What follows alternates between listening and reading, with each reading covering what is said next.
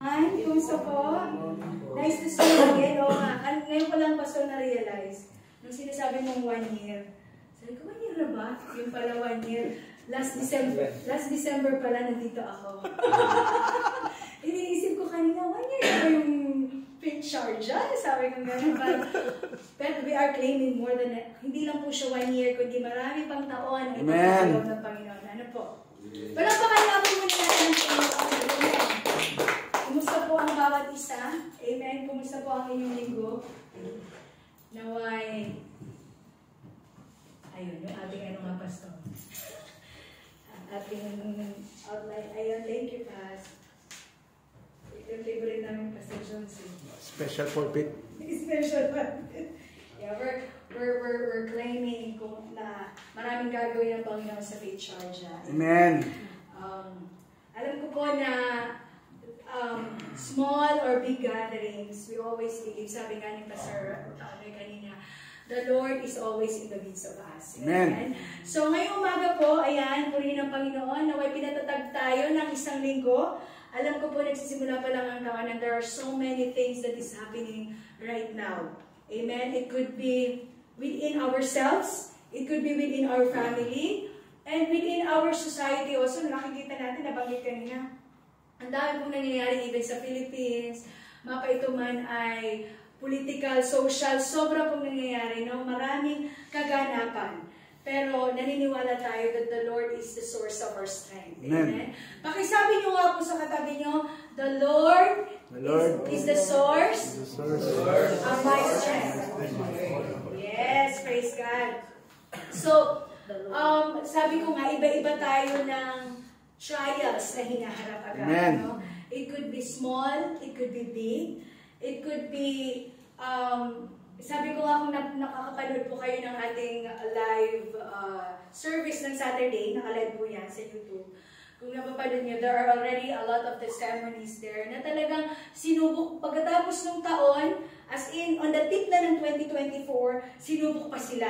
No? May pagsubok pa sila. And then, nung pumasok yung 2025, may pagsubok na ulit. And somehow, we cannot avoid to ask, bakit kailangan ko itong maranasan? Accepted. Amen?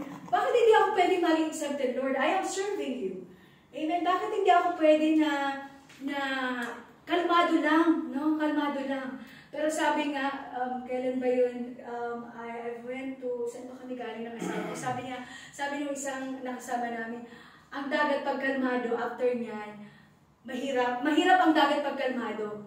Kasi after niyan, malaki pala yung unos na dumarating.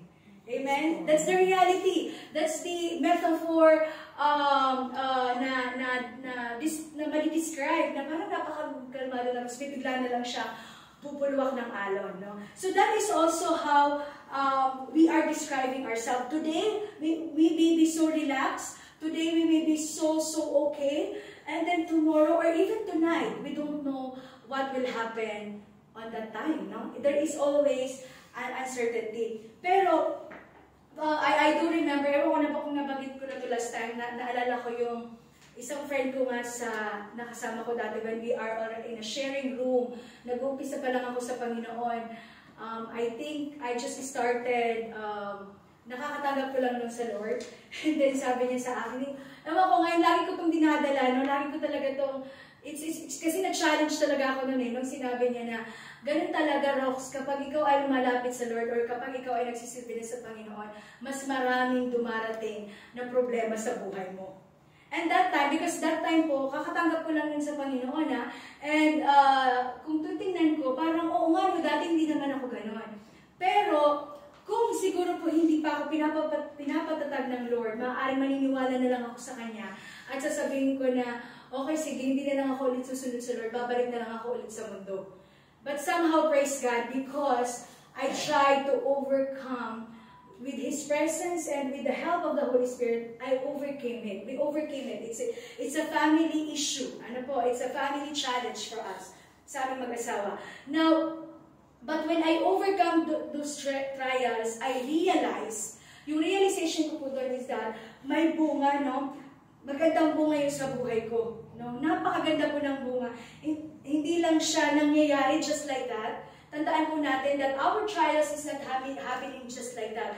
But there's always a purpose and fruit that you will see. Totoo yun.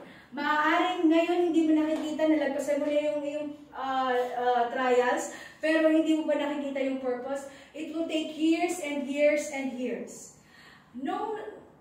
That was, I think, 2012, 2013. And then, nung last 20, nung ako po ay, when the Lord called me, okay, for the ministry, whatever situation happened to me in 2013, or 2012, 2013, nung kami po ay, nakasama ko pa si Pastor Edmar, and like that, meron kami ibang lahi na mini-mission. And the situation that she has and her family is almost similar to what I experienced. So ano yung year 2022? From 2012 to 2022, after 10 years, saka ko nakita, kaya pala pinaranas yun sa akin ng Panginoon. Kasi yung purpose niya, may isang tao na kailangan naming tapuin in mission with almost the same situation. So now, at least that person will now have the courage kung paano niya i-overcome yung trials. So, ganun din po ang mangyayari sa atin. Hindi mo nalalaman kung ano ngayon ang kaganapan mo, but maybe after 5 years, 10 years, 20 years, yung nangyari sa iyo na na-overcome mo, yun pala ang gagamitin ng Lord for you to testify His goodness. Amen. Amen. Yun po yun. No? Yun po yun. Kaya, ngayong umaga po, join me, no? Ang ating title po is Fruitful Trials. Kasi naniniwala tayo na ang trials natin is fruitful. Amen ba? Fruitful po yan. And our scripture for today morning is found from the book of James, ayan, chapter 1, verse, bakit ganyan? Chapter 1, verses